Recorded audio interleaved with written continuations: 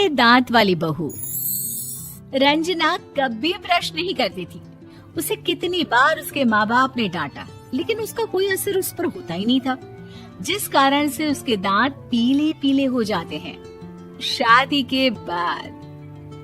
अरे बहू, वैसे तो तुझ में कोई कमी नहीं है, पर तेरे दांत इतने पीले कैसे हैं बेटा? कैसे मतलब? कोई सर्जरी थोड़ी ना कराइए। वो तो क्या नाम, मैं ब्रश नहीं करती थी तो पीले हो गए। अब क्या करूं? आप कहे तो लाल करवा लूं या फिर काले? यार ये क्या है, क्यों माँ से लड़ रही हो? लड़ रही हूँ? अरे मैं लड़ रही हूँ या ये बोल रही है कि दांत पीले हैं, पीले। अरे तपस्या थोड़ी ना की है इन्हें पीले करने के लिए। बकायदा ब्रश नहीं किया है 20 साल तक, तब जाकर। छी, कैसी बात कर रही हो? ये उस वक्त तो पीले नहीं थे जब हम लोग तुम्हें देखने आए थे। अरे तब साफ करवा लिया होगा डेंटिस्ट के पास जाकर। अब देखो कैसे पीले पीले लग रहे हैं। रंजना सास की तरफ गुस्से से देखती है। फिर शुरू हो गई पीले पीले पीले। अरे पीले तो तब भी थे जब मेरे हाथ का रसगुल्ला उड़ा उड़ा कर खा रही थी और बोल रही थी, लड़की नहीं गुणों का खजाना दे रहे भाई साहब आप। खैर, अब वो लोग करते भी तो क्या करते, पीले दांत वाली बहू पल्ले पड़ी थी तो झेलना तो था ही। एक दिन कीर्तन में रंजना गाना गा रही थी। अरे कमला बहन, माँ का द्वार है, यहाँ तो सब शुद्ध होकर आते हैं, फिर अपनी बहू को ब्रश भी नहीं करवाती तुम। दूर से पीले पीले दांत भक्ति में बाधा उत्पन्न कर रहे हैं। अरे कोई 2 साल के बच्चे थोड़ी ना लेकर आई हूँ मैं बहू बनाकर।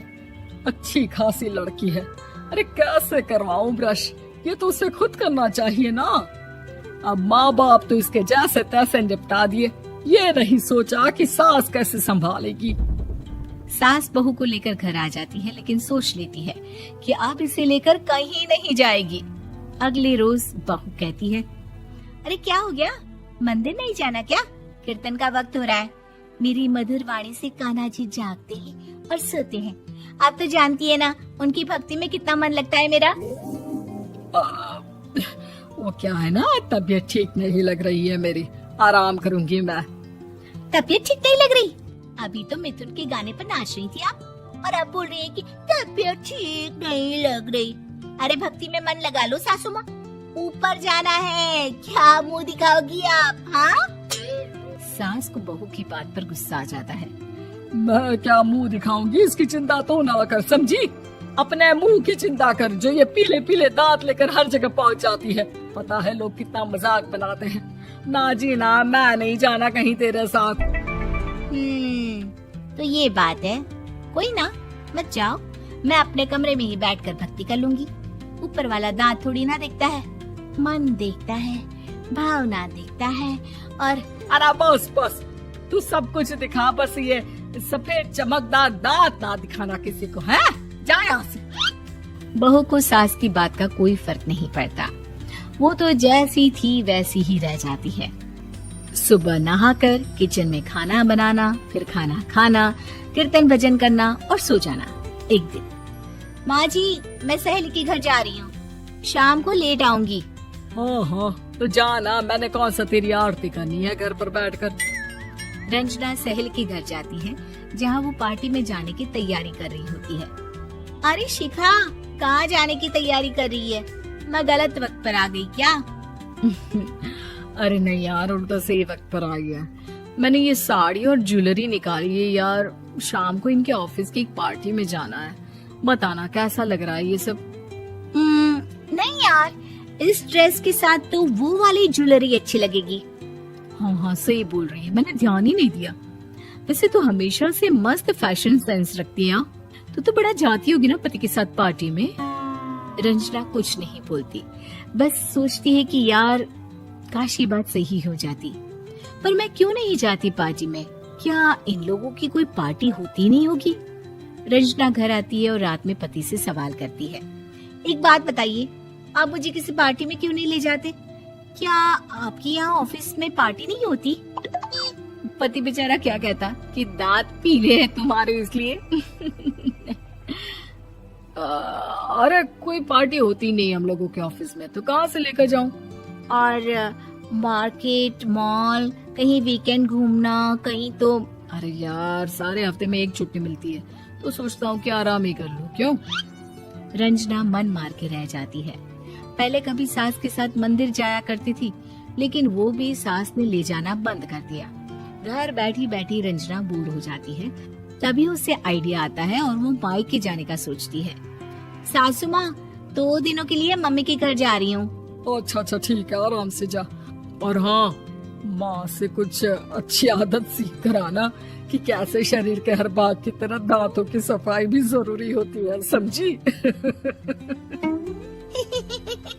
शुरू हो गई ना आप? वो लोग आपकी तरह नहीं है कि छोटी छोटी बात का बतंगड़ बना दे।